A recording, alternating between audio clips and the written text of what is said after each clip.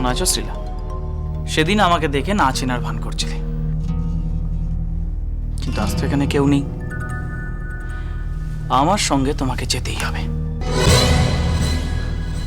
আমি তোমার সাথে কোথাও যাব না, কোথাও যাব না আমি। প্রতীকবাবুর আপনি চেনেন নাকি? না, আমি কি করে চিনবো? তো এইমাত্র তো আপনি কইতে আছিলেন যে আপনি ওনার লগে কোথাও যাইবেন না।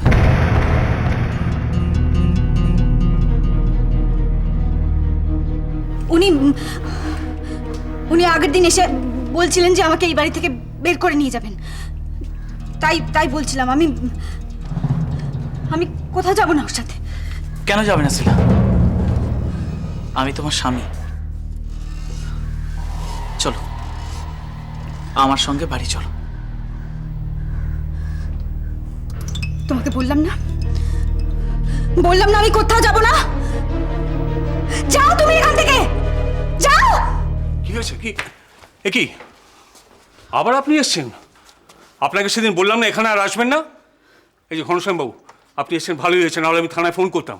আরে এই লোকটা আয়নাকে নিজের স্ত্রী বলে দাবি করে জোর করে এখান থেকে নিয়ে যেতে চাইছে। কিছু একটা করুন। কিছু মনে করবেন না, মিস্টার প্রতীক রায় থানায় কমপ্লেন করছে যে আপনারা নাকি জোর কইরা ওনার বিবাহিতা স্ত্রী মানে বৈধ স্ত্রীকে বাড়িতে আটকে রাখছেন। কি বলছেনটা কি আপনি? প্রথম কথা, আমরা কাউকে জোর করে এখানে আটকে রাখিনি। দ্বিতীয় কথা হচ্ছে শ্রীলা নয়, ও আয়না। প্রতীকবাবু যা প্রমাণ দিয়েছে তাতে স্পষ্ট যে আপনারা যারা আয়না বলে জানেন সে শ্রীলা ওনার বিবাহিত স্ত্রী। আপনার কি মাথা খারাপ হয়ে গেছে ঘনশ্যামবাবু?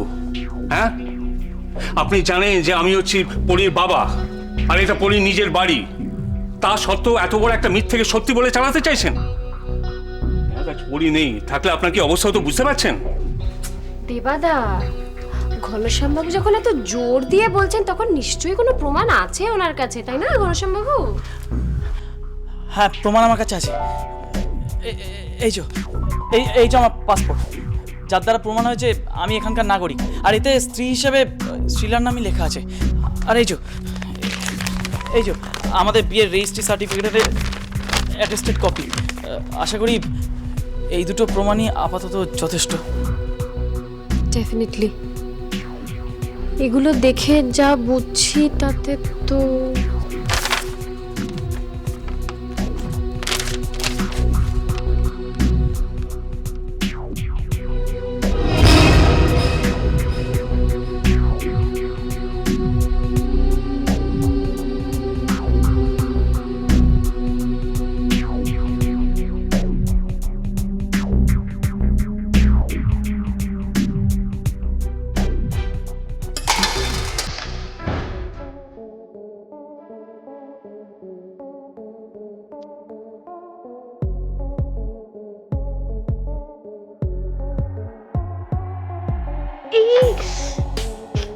কি হলো? আয়না শরীর খারাপ লাগছে? বাবা, আমি ওকে চিনি না। আমি যাব না ওর সাথে, আমি কোথাও যাব না। তাহলে ঘনশ্যামবাবু এবারে কি করবেন? আমি আমার স্ত্রীকে ফেরত নিয়ে যেতে চাই। আগের দিন আপনারা প্রমাণ চেয়েছেন, তাই আজ প্রমাণ আর পুলিশ সঙ্গে করে নিয়ে এসছে। দেখেন, কিছু মনে করবেন না, আমরা ইনভেস্টিগেট করে নিঃসন্দেহ হয়েছি যে উনি আয়নের হাজবেন্ড, তার যথেষ্ট প্রমাণও আমরা পাইছি। উমা, সে কি? তাহলে তো আর আমাদের বোধহয় বিশেষ কিছু আর করার। তুমি চুপ করবে? সব ব্যাপারে কথা বলবে কেন তুমি? না, আসলে দেবাদা আপনি তো আইনটা বোঝেন না, আমি বুঝি, তাই বলছি। এখন আয়নাকে প্রতীকের হাতে তুলে দেওয়াটাই ভালো, নাহলে কিন্তু আপনি বিপদে পড়বেন ওকে যদি জোর করে আটকে রাখেন। তুমি চুপ করো, আইন আমি জানি। ঘনশ্যামবাবু, আয়না একজন সাবালিক। আপনি নিশ্চয়ই জোর করে ওর ইচ্ছার বিরুদ্ধে কারোর সঙ্গে ওকে যেতে বাধ্য করতে পারেন না। আর আপনার মতে প্রতীকবাবু হচ্ছে ওর বৈধ স্বামী। তা একজন স্ত্রী তার স্বামীর কাছে কেন যেতে চাইছে না সেটা কি আপনি জানেন? না আমি সেটা জানি না। প্রতীকবাবু, এখন যে অবস্থা দাঁড়াইছে আমার আর কিছু করণের নাই, আপনি কোর্টে যান। হ্যাঁ, আমি তাই করব। যে করেই হোক আমি আমার স্ত্রীকে ফেরত নিয়ে যাবই। পারলে তাই করুন যদি ক্ষমতা থাকে। এখন এখান থেকে যান, বেরোন এখান থেকে। আয়না, চলে এসো।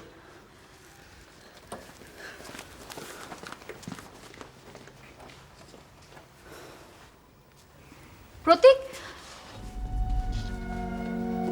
প্রতীক বলেই ডাকলাম। তুমি ছোটই হবে আমার থেকে বয়সে। ও, আমি তুমিও বলে ফেললাম। আমি আসলে আপনি আগে এটাকে বেশি করতে পারি না।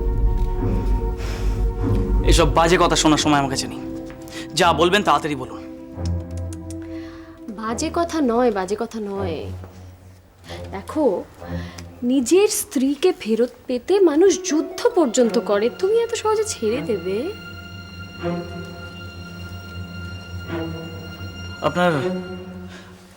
আপনার কথাটা আমি ঠিক বুঝতে পারলাম না। যা বলবেন পরিষ্কার করে বলুন প্লিজ। যত কম বোঝো ততই আমার মঙ্গল। কি হলো, চুপ করে গেলেন কেন? আমি তোমাকে সাহায্য করতে চাই, অবশ্য তুমি যদি চাও। কিন্তু কি সাহায্য সেটা না জানলে বলবো কি করে চাই কি না চাই? তাহলে বলি, শোনো।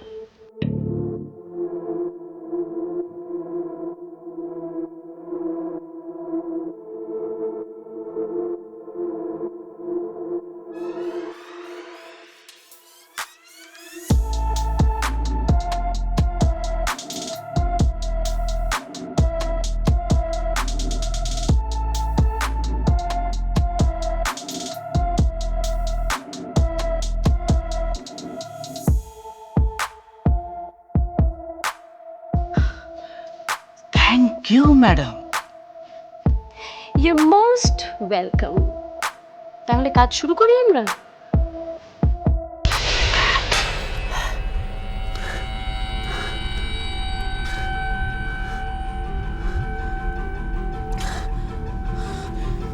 না, আমি পারবো না। আমি শ্রীলাকে ছেড়ে কিছুতেই থাকতে পারবো না। শ্রীলা, তুমি জানো না আমি তোমার ওপর কতটা নির্ভরশীল। আমি জানি যে তুমি আমাকে ছেড়ে থাকতে পারবে না। কিন্তু কিন্তু এই চৌধুরী বাড়ির লোকগুলো তোমাকে আটকে রেখেছে। আমি তোমাকে ওদের হাত থেকে ছিনিয়ে আনবই। আমি তোমাকে ওদের হাত থেকে নিয়ে আসবই শিলা, কারণ তুমি শুধু আমার। তুমি শুধু আমার।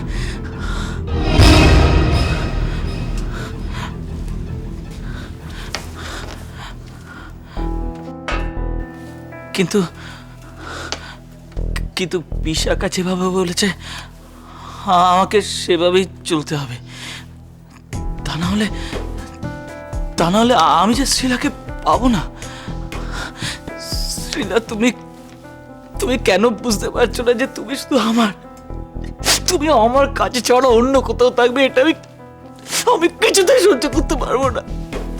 তুমি শুধু আমার শ্রীলা। তবে তুমি আমাকে খুব কষ্ট দিয়েছ। তুমি আমাকে খুব কষ্ট দিয়েছ শিলা, আর তার শাস্তি তোমাকে পেতেই হবে।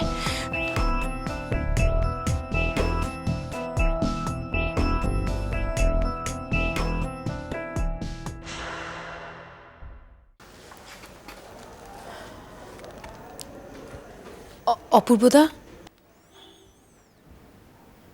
কিছু বলবে? হ্যাঁ, একটা কথা তোমাকে বলার ছিল। বলো। কথাটা অবশ্য আগেই তোমাকে আমার জানানো উচিত ছিল, কিন্তু এই বাড়ির যে অবস্থা তাতে আমার জানানো হয়নি। একটু কিন্তু করছো কেন বলো তো? কি এমন কথা যেটা জানাতে তুমি এত দ্বিধা করছো? ঘটনাটা খুবই বেদনাদায়ক অপূর্বতা। হয়তো আমি আরো দেরি করে ফেলতাম যদি না আকাশ আমায় সমস্ত সত্যিটা জানাতো। ঝর্ণা, এই শতরূপা, আকাশ, এদের কথা শুনতে শুনতে আমি ক্লান্ত। ওদের বাদ দিয়ে যদি তোমার অন্য কিছু বলার থাকে বলো, তাহলে আমাকে প্লিজ ডিস্টার্ব করো না। নতুন বৌদি আকাশদার বাড়িতে আছে, তুমি জানো? আন্দাজ করেছিলাম, আন্দাজটা মিলে গেল, সেটাই। কিন্তু কেন বলো তো? আমি তো জানতাম এটাই হবে, কিন্তু আমার প্রশ্নটা হচ্ছে যে এটা কেন করলো শতরূপা আমার সঙ্গে? ও যদি মনেই করে যে ও আকাশের সাথে থাকবে, ওকে ভালোবাসবে, তাহলে আমাকে ব্যবহার করলো কেন এভাবে? আমি তো ওকে জোর করেও, যাকে এসব পুরনো কথা আর ভেবে লাভ কি, বাদ দাও। একটা কথা কি জানো, শতরূপা তো আকাশ রইল, আমার কে রইল? আমি তো একা হয়ে গেলাম না। তবু আমি চাইবো, জানো, যে আমি চাইবো যে ওরা যেন সুখী হয়। কত সহজে নিজের মতন করে ভেবে নিয়ে একটা সিদ্ধান্ত নিয়ে ফেললে অপূর্বদা। নতুন বৌদির কথাটা একবারও ভাবলে না? ঝর্ণা, এটাই তো হওয়ার ছিল, তাই না? যা হবার তাই হয়েছে। তুমি কিচ্ছু জানো না, কিচ্ছু বোঝো না অপূর্বদা। তুমি নতুন বৌদিকে আজও চিনতে পারলে না। সেই, তুমি তো একটা মেয়ে হয়ে অন্য একটি মেয়ের পক্ষ নেবেই। তোমার পক্ষে তো এটা বলা খুব স্বাভাবিক। তো একটা কথা তোমাকে আমি বলছি ঝর্ণা, শতরূপাকে আমি কোনোদিন ক্ষমা করতে পারবো না, কোনোদিন না। তুমি ভুল ভাবছো অপূর্বদা। নতুন বৌদির তোমাকে ছেড়ে চলে যাওয়ার পেছনে কিন্তু আমরা সবাই দোষী। আমি, তুমি, আমার মা, মাসি, চিনি মাসি, সবাই। শোনো, এই বাজে যুক্তিগুলো আমাকে দিও না। কে বলেছে তোমাকে এই কথাগুলো বলতে? শতরূপা শিখিয়ে দিয়েছে? ওর সঙ্গে কবে দেখা হয়েছিল তোমার? তুমি জানো অপূর্বদা, মাসির ওই গুরুদেবের দেওয়া প্রসাদী ডাবের জল, যেটা আমি নিজে হাতে নতুন বৌদির হাতে তুলে দিয়েছিলাম, তাতে মানুষ মারার বিষ মেশানো ছিল। কি বললে তুমি?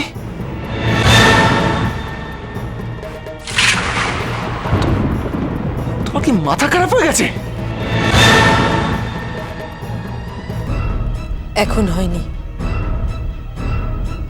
মাথা খারাপ হয়েছিল তখন। কিন্তু অপূর্বদা, আমি পুরো কাজটা করেছিলাম না জেনে। পরে যখন সত্যিটা জেনেছিলাম তখন অবশ্য।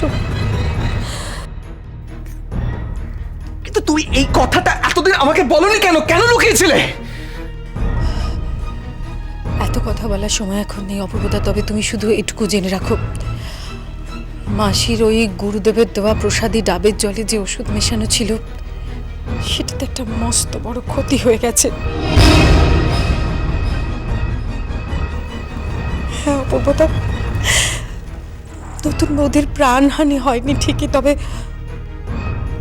ওই ওষুধটা খাওয়ার জন্যই নতুন বৌদি আর কোনোদিন মা হতে পারবে না।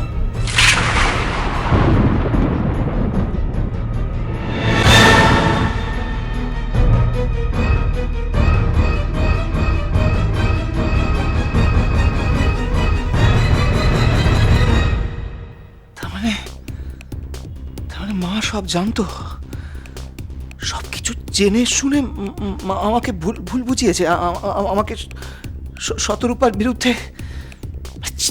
চিনিমাস সব জানতো। তোমার মা, তোমরা সবাই সব কিছু জানতে। হ্যাঁ, সবাই দায়ী, আর অজান্তে আমিও আছি তার মধ্যে। তবে বিশ্বাস করো অপূর্বদা, আজকে এই কথাগুলো সব তোমাকে বলতে পেরে আমার অনেকটা হালকা লাগছে নিজেকে। কিন্তু শোনো, তুমি না আর দেরি করো না অপূর্বদা, প্লিজ তাড়াতাড়ি নতুন বৌদির কাছে যাও, গিয়ে সব কিছু বলে নতুন বৌদিকে ফিরিয়ে আনো। এখনো সময় আছে অপূর্বদা, এখনো সময় আছে।